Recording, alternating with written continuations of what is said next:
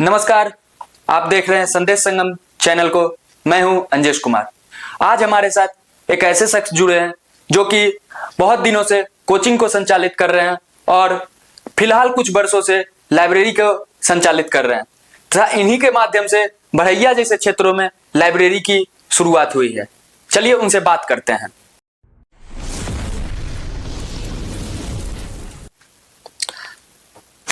मेरी तरफ से संदेश संगम के सभी दर्शकों को छठ पर्व की हार्दिक शुभकामनाएं एवं सभी दर्शकों को मेरी तरफ से नमस्कार प्रणाम। तो बात यहीं से स्टार्ट करते हैं कि आप सेल्फ स्टडी सेंटर खोलें, तो इसका ख्याल कहाँ से आया, इतना अति उत्तम ख्याल? देखिए, पढ़ाई को लेके कोई भी ख्याल उत्तम ही होता है। तो रही बात सेल्फ स्टडी सेंटर की, तो जब से मैं बढ़ैया में अपना कोचिंग चला रहा हूँ और मेरे पास जब से बच्चे आ जा रहे हैं, तो पहले भी बच्चे मेरे पास आके पढ़ाई किया करते थे, अपना स्टडी पूरा सेल्फ स्टडी किया करते थे। तो सेल्फ स्टडी के दरमियान बहुत बार ऐसे चीज़ें जो माहौल नहीं बन पाती थी, बच्चों को सही ढंग से जो है गाइड कर पाना या फिर उसको ऐसा माहौल दे पाना जो उसके माहौल के अनुसार जो पढ़ाई के लिए अच्छी हो। तो ऐसा हम देखे थे कि बहुत बार अच्छे अच्छे स्टूडेंट जो हैं वो माहौल के कारण, पढ़ाई तो सबसे बड़ा माहौल ही है पढ़ाई के लिए, तो माहौल ना मिल पाने के कारण वो गलत ट्रैक पे चले जाते थे या फिर गलत संगति में चले जाते थे। तो फिर मेरे मन में यही ख्याल आया कि चलो एक ऐसा व्यवस्था किया जाए जहाँ पे बच्चे आके पढ़ाई कर पाए। तो पहले तो उतना बड़ा हम सोचे ही नहीं थे और 10-15 लड़का का जो है हम व्यवस्था किए, तो देखिए बच्चा जो है काफी सपोर्टिव रहा। मतलब कि आप इस जवाब से पता चला कि आप विद्यार्थियों को सेल्फ स्टडी के लिए बढ़ावा देना चाह रहे थे। देखिए, self study is the best study जी, ठीक है। तो अगर आप सेल्फ नहीं करते हो, कितनी भी बड़ी संस्था में चले जाओ, आपका रिजल्ट नहीं हो पाएगा। तो आप सेल्फ करते हो तो फिर आपका होगा ही होगा। और आपके सेल्फ स्टडी सेंटर खोलने के बाद ही बढ़ैया में बहुत सारे लाइब्रेरी सेल्फ स्टडी सेंटर खुलने लगे। तो किसी न किसी को तो शुरुआत करना ही था जी। तो मेरे ही माध्यम से अगर चलिए, ऐसा नहीं है सबके मन में बहुत आया होगा ख्याल, लेकिन चलिए शुरुआत मेरे से हुआ तो अपने आप को बहुत खुशनसीब मानते हैं कि चलो कि ठीक है, हम कहीं ना कहीं पहला कदम, अच्छा कदम उठाए। हाँ, उठाने का मौका मिला कि सबसे पहले काम किए हैं। तो अच्छा लगा हमको इस बात को जान के कि आपसे पता चला हमके कि पहले हम स्टार्ट किए हैं। वैसे हम कभी ये था ही नहीं कि बढ़ैया में है नहीं, तो वो चीज़ है। लेकिन आप पहले जब स्टडी हॉल खोले, लेकिन उस वक्त तो बहुत कम सीट, मात्र 15 से 20, अभी आप जिक्र भी किए कि 15 से, क्या उस टाइम डर था कि ये स्टडी हॉल अच्छा से संचालित या छात्र यहाँ पे नहीं पहुंच पाएंगे जिसके कारण मुझे नुकसान हो जाएगा? देखिए, नुकसान और फायदा जो है वो के बारे में हम अभी सोचे ही नहीं कभी। रही बात कि 10 से 15 स्टूडेंट के लिए ही आप खोले थे, तो ऐसा है कि कुछ फाइनेंशियल इशू जो है उसके वजह से नहीं हो पाया। उसके बाद उतना बड़ा जगह भी नहीं था मेरे पास, तो 10 से 15 स्टूडेंट का ही रखे। और स्टूडेंट तो काफ़ी लगातार मेरे संपर्क में होते ही हैं, अच्छे स्टूडेंट सभी थे। और बहुत ऐसे स्टूडेंट हैं जिन्होंने बहुत ही कम व्यवस्था में अच्छे मुकाम को हासिल किया है। तो वो सब स्टूडेंट का लगातार सपोर्ट रहा, तो फिर हम सेल्फ स्टडी सेंटर ओपन किए और स्टार्ट से ही लेके बच्चों का काफ़ी ठीक ठाक सपोर्ट मिलता रहा। तो फिर आगे जाके फिर उसको हम बढ़ाए कि अधिक से अधिक लोगों तक मेरी जो है व्यवस्था है और उनको अच्छा माहौल मिल पाए, तो वो देने की कोशिश किए हैं। अब तो सही से लगभग 40-50 सीट हो गया है या उससे प्लस भी हो गया है शायद, स्टूडेंट बता रहे थे। अब तो सही से चल रही है ना सब? हाँ, सही सब सही।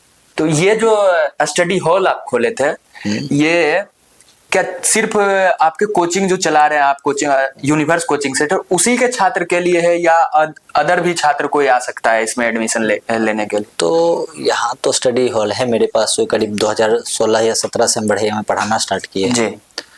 और तब से लेके जितने भी स्टूडेंट मेरे संपर्क में रहे हैं या फिर बाहर के स्टूडेंट भी रहे हैं, तो वो सब के लिए ओपन है। सब बच्चे आते हैं, सभी बच्चे पढ़ाई करते हैं।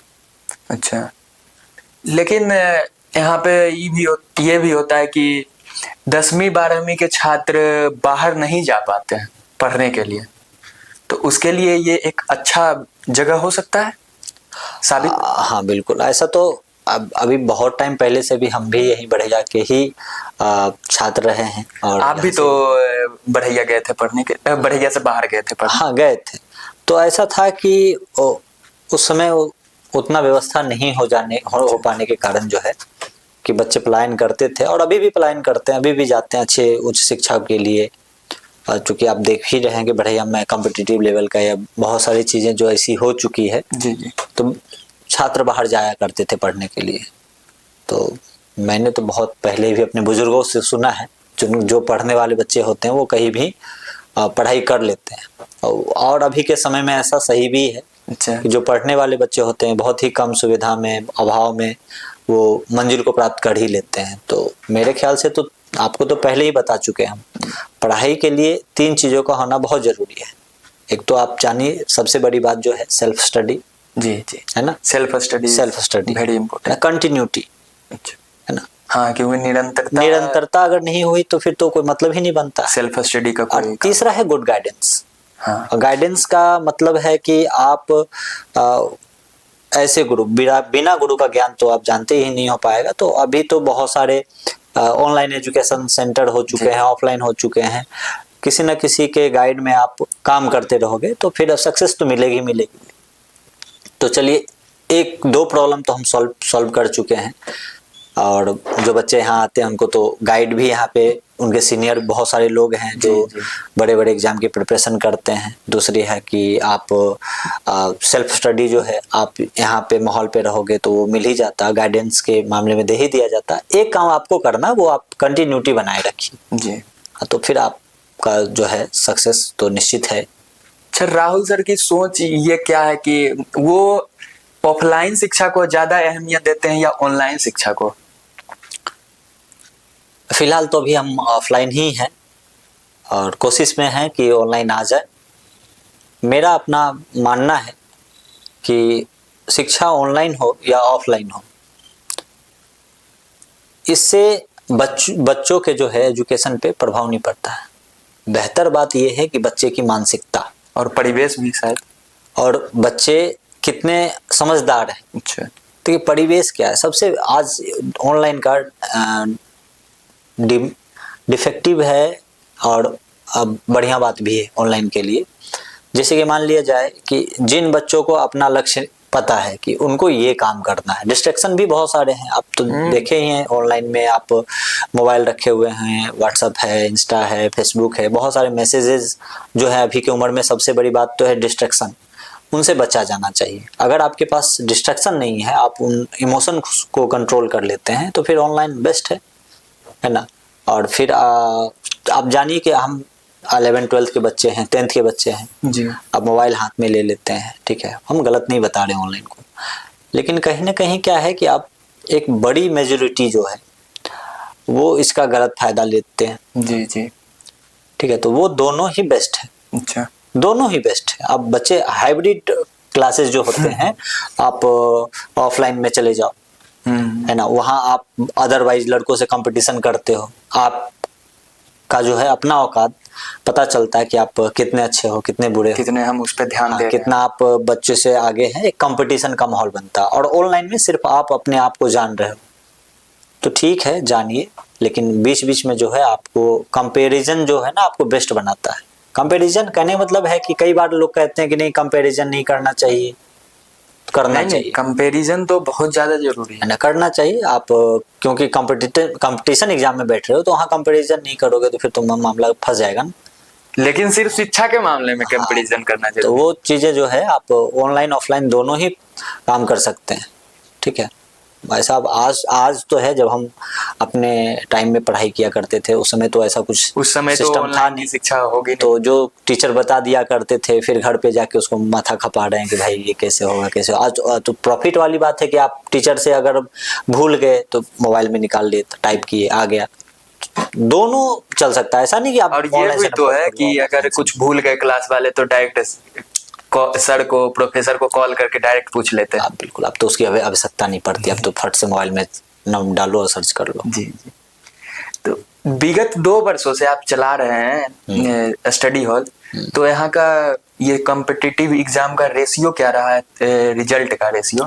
बहुत अच्छा रहा, बहुत बहुत अच्छा रहा है। अभी अब बताते हुए हमको बहुत अच्छा फील हो रहा है कि बढ़ैया के बच्चे जो हैं यहाँ हर एक विभाग में, यहाँ से आप जितने बच्चों को हम जान रहे हैं, इनकम टैक्स ऑफिसर में हैं बच्चे जो हैं, यहाँ बीपीएससी की तैयारी कर रहे हैं, मेंस तक लिख चुके हैं, कुछ बच्चे यूपीएससी का कर रहे हैं, एसएससी, जीडी, आर्मी एंड पता नहीं एयरफोर्स, बहुत सारे। टीचर में तो मैक्सिमम लोग जो है इस बार टीचर बिहार सरकार वाला जो आया था बीपीएससी टीचर जो है, फर्स्ट टाइम ही जब हम अपना लाइब्रेरी चला रहे थे वहाँ 18 मैक्सिमम लड़कियां थी उसमें। जी, जी। और 18 रिजल्ट जो है उस समय एक बार में हुआ था, करीब 2-3 महीना के अंदर में बच्चों का, तो बच्चों का रिजल्ट अच्छा है, अच्छा हो रहा है। अभी आपने जिक्र किया कि लड़कियों का ज्यादा रिजल्ट हुआ, तो इस पे एक सवाल है कि बिहार सरकार ज्यादा लड़कियों पे ध्यान दे रही है या सबको एक समान देख रही है? देखिए, अपॉर्चुनिटी तो सबके लिए है ना, अपॉर्चुनिटी जो है वो सबके लिए बराबर है, ठीक है। और आप कितने आप उसमें हैं, ऐसा है कि मेरे लाइब्रेरी से यहाँ पे जिन बच्चों को हम जान रहे हैं उनमें ज्यादा लड़कियां थी, जो कि आप एग्जाम प्रिपरेशन कर रहे थे। आप ले लीजिए 20 बच्चे थे, 18 लड़कियां थी, 2 लड़के बीपीएससी एग्जाम का प्रिपरेशन कर रहे, तो ऑब्वियस सी बात है कि लड़कियों का रिजल्ट ज्यादा होगा, क्योंकि मैक्सिमम लोग जो है उधर है, और लड़के का भी रिजल्ट है, ऐसा नहीं है। तो मेरे पास लड़कियां ज्यादा थी, कहीं और लड़के ज्यादा होंगे, तो ऑब्वियस सी बात है। अब पूरा डाटा तो हमको पता नहीं है कि बिहार सरकार क्या कर रहे हैं, नहीं कर रहे हैं। लेकिन जब लड़कों का रिजल्ट नहीं हो पाता तब वो बहुत उदास हो जाते हैं और उस वक्त ही कहते हैं कि बिहार सरकार जो है लड़कियों पे बहुत ढड़ा हुआ है, मतलब कि बहुत उन पे ध्यान दे रहा है। इसमें क्या पता नहीं, इसमें हम रिलेट नहीं कर पा रहे हैं हम चीजों को। ऐसा तो नहीं है कि लड़की के पास क्वेश्चन पहुंच जाता है, ऐसा तो कुछ है नहीं, है ना। अब बिहार सरकार में क्या हो रहा है नहीं हो रहा, लेकिन ऐसा आप मेरा ऐसा है कि आपका लड़कियों को जो आरक्षण दिया गया है आप उसके ऊपर एक्स्ट्रा आरक्षण दिया जा रहा है। अच्छा, सब लड़कों का एक्स्ट्रा कुछ नहीं है। देखिए, आप चीजों को आप देखो कि बहुत बड़ा वो टॉपिक है, हम कभी मिलके बैठ के बात करेंगे इस चीजों पे, ठीक है। कहीं ना कहीं आपको बहुत सारा चीज है, इन बहुत बड़ी चीजें हैं, बहुत बड़ी बहस है, मतलब बहुत बड़ा जाल है ये। हाँ, जाल क्या कह सकते हैं कि अब कभी और बात करेंगे इस चीजों पे, है ना।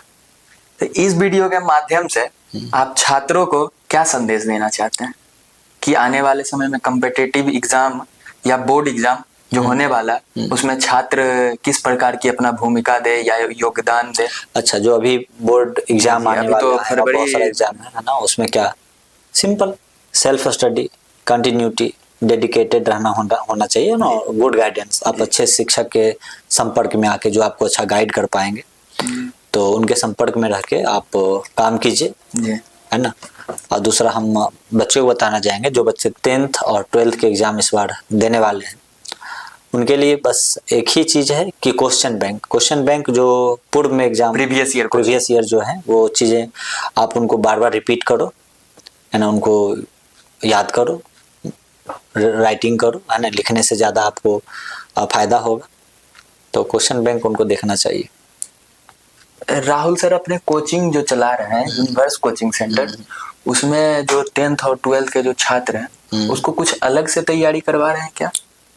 अलग से मायने मतलब अनदर कोचिंग के मुकाबले वो अलग उस पे कुछ काम कर रहे हैं, ताकि क्योंकि सुनने में आया कि राहुल सर का पिछले साल का जो रिजल्ट था 10th का वो बिहार टॉपर में भी शामिल हुआ था, टॉप 5 में शायद उनका। देखिए, मेरे पास जितने भी बच्चे हैं, चाहे वो 9th में हो, 12th में हो, 10th में हो, मेरा पूरा फोकस होता है कि बच्चों को एक्सपेरिमेंट करके, है ना, अच्छे से एक्सप्रेस करके या जो है आप एक्सपेरिमेंट करो, एक्सप्लेन करो, ठीक है। तो वो आप जितना बेहतर कर पाते हैं बच्चे के माइंड में उतना ज़्यादा सेट करता है वो। तो जब बच्चे एक्सपेरिमेंट होते देखते हैं तो उनके माइंड में खुद ब खुद भाषा क्रिएट हो जाता है। आप भाषा लिखवाते हो, आप अपने शब्दों में लिखवाते हो, तो बच्चे को कहीं ना कहीं लगता है कि वो लिखवाया गया कहीं और से, और जो माइंड में क्रिएट होता है। आप कई बार देखे हो कि घर पे जो है पेरेंट्स कुछ बातचीत कर रहे हो तो बच्चा ऑब्जर्व कर लेता है जी। उस चीज को। तो ऑब्जर्व करने दो बच्चे, ऑब्जर्वेशन जो है बच्चे को जिसको कहते हैं आप क्रिएटिविटी, उसको बढ़ाइए, है ना। जब बच्चे के माइंड में ऑब्जर्वेशन आता है, क्रिएटिविटी आता है, तो फिर आपको ज़्यादा मेहनत करने की आवश्यकता है नहीं। ठीक है, तो वो चीज़ें बच्चे में जैसे ही आ गया ना, तो बच्चों का रिजल्ट अच्छा खुद ब खुद हो जाता है। तो बच्चे जो है ना वो ऑब्जर्व करने लायक हो जाना चाहिए, आपको वो करना है। बाकी 8 के बाद बच्चों को जो है इतना नॉलेज हो जाता है कि आप उसको पढ़ाते नहीं, गाइड करते हैं। ठीक है, मेरे पढ़ाने से बच्चे टॉप नहीं करते हैं, है ना। उनका अपना ऑब्जर्वेशन होता है, क्रिएटिविटी होती है, तो वो चीज़ें। और एक बात है कि आप तो केमिस्ट्री पढ़ाते हैं ना? हाँ, 9th-10th में हम सब चीज पढ़ाते हैं, जैसे सब फिजिक्स, चीज का, केमिस्ट्री, मैथ, बायोलॉजी। जी, साइंस और मैथ्स। साइंस और मैथ। 10th और 12th को, 11th और 12th को स्पेशल केमिस्ट्री से पढ़ाते हैं जी। तो बच्चा, हम भी कंफ्यूजन में थे जब हम 12th में थे। हाँ। कि केमिस्ट्री रटने का विषय है या समझने का विषय है? इस पे आप क्या बोलेंगे, छात्रों को बताएंगे? देखिए, बहुत बड़ी बात है ये, रटने की विषय है, समझने की विषय है। आप एक बात आप बताओ, ठीक है, बहुत बार आप ऐसे व्यक्ति से मिले होंगे जिनको कभी स्कूल नहीं गए थे वो। जी जी। ठीक है, और मार्केट भी आप चले जाते हो, सब्जी मार्केट चले जाते हो, आप कंफ्यूज कर जाओगे कि मान लो कि 2 किलो 25 ग्राम कोई सामान ले लो, आपसे ज़्यादा कैलकुलेट करके सब्जी वाले आपको बता देंगे जी। 1.25 किलो का दाम आपसे बेहतर वो करके बता देंगे। पढ़े लिखे बच्चे जो होते हैं वहाँ जाते हैं, पढ़ने वाले बच्चे जिनका रोज का प्रैक्टिस है, ठीक है, वो भी कंफ्यूज होते हैं, हम देखें। तो क्या बताइए कि वो जो है स्कूल जाके ही वो चीज़ सीखे थे? नहीं, तो बचपन से घर में भी सिखाया जाता तो है। एक ही सिखाया कहाँ जाता? अब बताओ, उसको सब्जी बेचने के लिए घर पे देखते वो सीख जाते हैं ना, वो एक ही काम को बार बार करता है। ठीक है, तो आप ये बताओ, उसको रटने की आवश्यकता पड़ा? नहीं, आप रट रहे थे, प्रैक्टिस बस कर रहे हैं, आप रट रहे थे बैठ के। जी जी। तो बोलता है कि आप लगातार एक ही काम को आप बार बार करते हो ना, तो फिर आप रटने और समझने वाली बात तो है ही नहीं। माइंड ऑब्जर्व करता है, हम आपको अभी जस्ट बताया, माइंड ऑब्जर्व करता है। ठीक है, तो आप कंटिन्यूसली कोई काम करते जाइए ना, तो आप ऑब्जर्व कर लेता माइंड। ठीक है, तो केमिस्ट्री वही चीज़ है ना। आप फिजिक्स करते हो तो ऑब्जर्व करते हो, बायोलॉजी है ऑब्जर्व करते हो, है ना। तो ऑब्जर्वेशन पावर जो है आपका अगर बढ़िया है तो सब कुछ बढ़िया। फिर आपको ये नहीं लगेगा क्या समझना है ना। आप समझना क्या, ये बताओ। जैसे कोई इनऑर्गेनिक का बात होता है, बहुत लेंदी माना जाता है स्टूडेंट के हिसाब से। अच्छा, वो उसी टॉपिक में उलझे रह जाते हैं। अच्छा, ऐसा है, हमें भी आप बताए कि उलझे पड़े। सबसे पहली बात है कि मेजॉरिटी बच्चे जो बहुत ज़्यादा बच्चे, बहुत ज़्यादा संख्या में 9th और 10th में उनका जो सोचना है, वो सोचते हैं कि मैथ बहुत बड़ी चीज़ है। जी। अगर आप मैथ में बहुत अच्छा हो तो आपका साइंस वाइंस सब अच्छा है। नहीं, ऐसा कोई बात नहीं है ना। तो केमिस्ट्री को पीछे लेके चलते हैं, बायोलॉजी को भी लेके पीछे चलते हैं। इंटरेस्ट तो वहां से हट गया ना उनका। हाँ। आप 11th में आते हो, फिर आपका डायरेक्ट जो है आपका जो इतना सा पतला बुक जो है आपका 12th में आने के बाद इतना मोटा हो जाता है। आप केमिस्ट्री का 2-2 बुक देखते हो, फिजिक्स का 2-2 बुक देखते हो, आप कंफ्यूज, डर जाते हो जी। फिर आपको लगता है कितना सारा विषय है। आप 12th हो गया आपका, आप ये बताओ, अब जाके अगर 12th का सिलेबस देखते हो आपको लगता है इजी। जी। ठीक है, तो आप ऑब्जर्व कर सकते हो, समझ सकते हो, प्रैक्टिस बार बार कर सकते हो। ठीक है, बार बार प्रैक्टिस करो, आप देखिएगा कि आपको आसान लगने लगेगा, है ना। तो बार बार प्रैक्टिस करना होगा। जी, हम भी देखते हैं दोबारा फिर से केमिस्ट्री पढ़ के 12th का। और एक सवाल था कि आप केमिस्ट्री में प्रैक्टिकल भी करवाते हो? क्योंकि केमिस्ट्री प्रैक्टिकल का मेरा बहुत सारा वीडियो है, मेरे इंस्टा पे है, फेसबुक पे। आप प्रचार मत कीजिए अपना। अच्छा, तो बता रहे हैं हम अपना। अच्छा। जो मेरा इंस्टा, फेसबुक या यूट्यूब है, तो वहाँ पे मेरा वीडियोस होते हैं। आप वहाँ प्रैक्टिकल वीडियो देखेंगे जो स्टूडेंट के साथ होते हैं।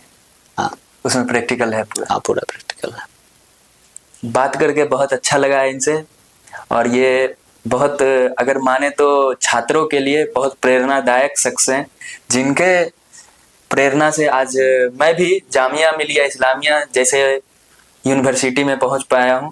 और हमारे दोस्त कैमरामैन जो हैं आदित्य कुमार, वो भी आज गुरु घासीदास विश्वविद्यालय में पहुंचे।